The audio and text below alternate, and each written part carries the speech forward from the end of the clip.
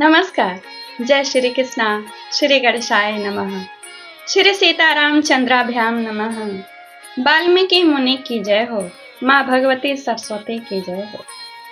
समस्त सुखों का मूलक भगवान श्री राम की कथा श्रीमद् वाल्मीकि रामायण का निरंतर मैं हिंदी में अर्थ सुना रही हूँ। आज अयोध्या कांड से दशाधिक शततमः सर्ग का हिंदी में अर्थ सुनाऊंगी।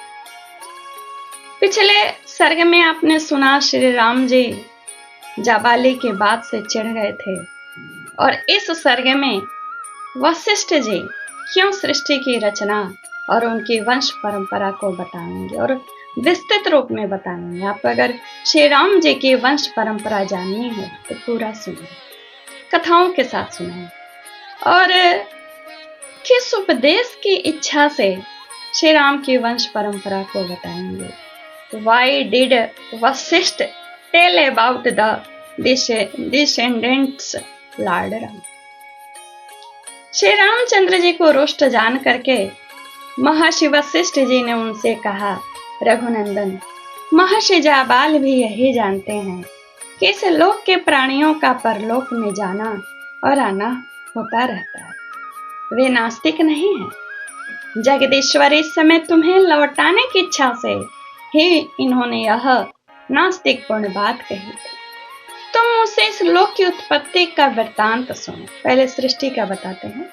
सृष्टि के प्रारंभ काल में सब कुछ जल में ही था। उस जल के भीतर ही पृथ्वी का निर्माण हुआ था। तदंतर देवताओं के साथ स्वयंभू ब्रह्मा प्रकट हुए। इसके बाद उन भगवान विष्णु स्वरूप ब्रह्मा ने ही वराह रूप से प्रकट होकर जल के भीतर से ही इस पृथ्वी को निकाला और अपने कृतात्मा पुत्रों के साथ इस संपूर्ण जगत की सृष्टि की। आकाश स्वरूप पर ब्रह्म परमात्मा से ब्रह्मा जी का प्रादुर्भाव हुआ, जो नित्य सनातन एवं अविनाशी है। उनसे मरीचि उत्पन्न हुए और मरीचि के पुत्र कश्यप से विवस्वान का जन्म हुआ। विवस्वान के पुत्र साक्षात वैवस्वत मनु हुए, जो पहले प्रजापति थे। मनु के पुत्र इक्ष्वाकु हुए, जिन्हें मनु ने सबसे पहले इस पृथ्वी का समृद्धशाली राज्य सौंपा था। उन राजा इक्ष्वाकु को तो अयोध्या का प्रथम राजा समझा। इक्ष्वाकु के पुत्र श्री राम श्रीमान कुक्षी के नाम से विख्यात हुए। कुक्षी के वीर पुत्र विकुक्षी हुए। विकुक्षी के महातेजस्वी प्रतापी पुत्र बाण हुए। बाण के महाबाहु पुत्र अनरण्य हुए, जो बड़े भारी तपस्वी थे। सतपुरुषों में श्रेष्ठ महाराज अनरण्य के राज्य में कभी अनावृष्टि नहीं हुई, अकाल नहीं पड़ा और कहीं भी कोई चोरी नहीं हुई, यानी चोर उत्पन्न ही नहीं हुआ। महाराज अनरण्य से राजा पृथ्वी हुए। उन पृथु से महातेजस्वी त्रिशंकु की उत्पत्ति हुई। वे वीर त्रिशंकु विश्वामित्र के सत्य वचन के प्रभाव से सदैव स्वर्गलोक को चले गए थे। त्रिशंकु के महायशस्वी धुंधुमार हुए। धुंधुमार से महातेजस्वी युवनाश्व का जन्म हुआ। युवनाश्व के पुत्र श्रीमान मांधाता हुए।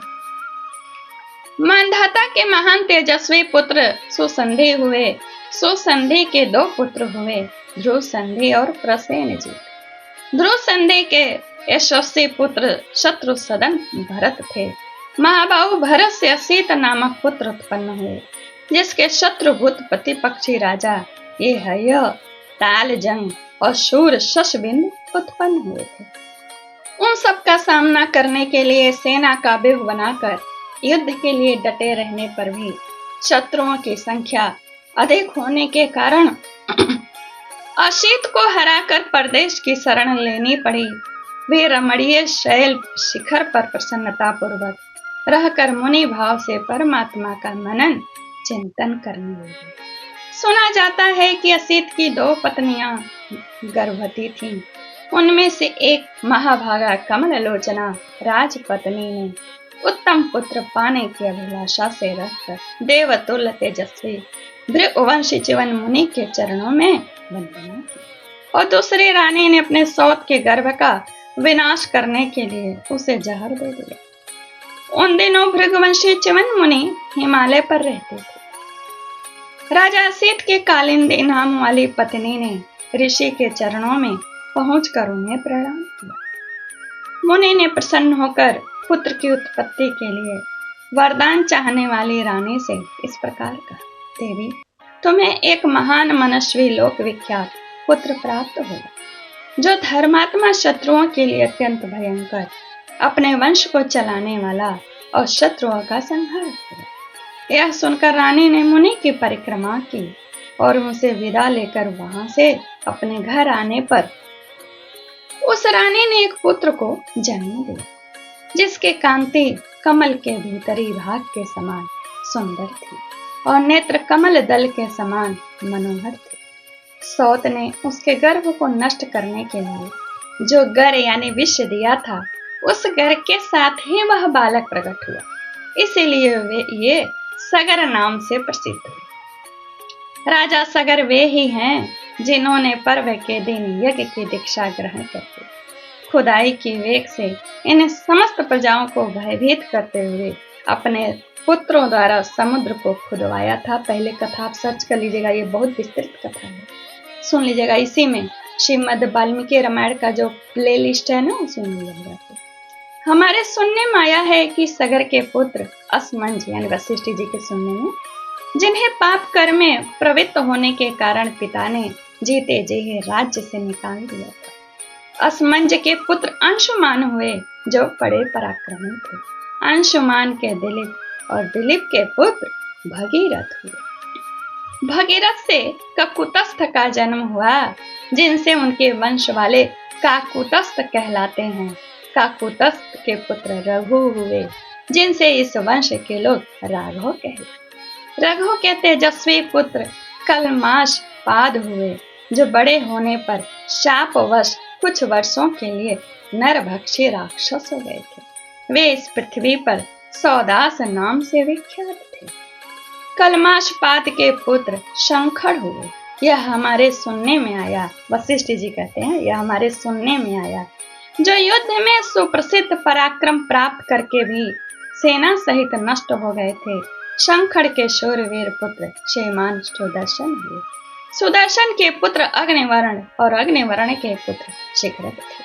शिखरक के पुत्र मरु और मरु के पुत्र प्रसूषु तथा प्रसूषु के महाबुद्धिमान पुत्र अम्बरीश हुए। अम्बरीश के पुत्र सत्य पराक्रमी नहुष थे। नहुष के पुत्र नाभाग हुए, जो बड़े धर्मात्मा थे। नाभाग के दो पुत्र हुए, अज और सुवरत। अज के धर्मात्मा पुत्र राजा दशरथ थे। दशरथ के ज्येष्ठ पुत्र तुम, जिसके श्री राम के नाम से प्रसिद्धि है। नरेश्वर, यह अयोध्या का राज्य तुम्हारा है, इसे ग्रहण करो और इसकी देखभाल करते रहो। इस इच्छा से उन्होंने श्री राम की वंश परंपरा बताई। जो यहाँ तक सुन रहे होंगे उनको भी फायदा मिलेगा। समस्त इक्ष्वाकु वंशियों के यह ज्येष्ठ पुत्र ही राजा होता आया है। यहाँ ज्येष्ठ के होते हुए छोटा पुत्र राजा नहीं बनता है। ज्येष्ठ पुत्र का ही राजा के पद पर अभिषेक होता है। महायशस्वी श्री राम रघुवंशियों का जो अपना सनातन कुल धर्म है, उसको आज तुम नष्ट न करो। बहुत से अवान्तर देश वालों तथा प्रचुर रत्न राशि से संपन्न इस वसुधा का पिता की भांति पालन करो। और संपूर्ण जानकारी वंश की थी इसमें कथा सहित। अनमोल यह सर्ग था। जो लोग यहाँ तक सुने उन्हें हृदय से धन्यवाद। वाकई आप भाग्यशाली हैं जो यहाँ तक सुने। नमस्कार। इत्याशय श्रीमद् रामायणे वाल्मीकि आदि काव्य अध्याय कांडे दशाधिक-शततमः तक। अगले सर्ग में जानिए कि इस पर भी श्री राम मानेंगे नहीं तो भरत धरना देंगे। ठीक है, सुनिएगा।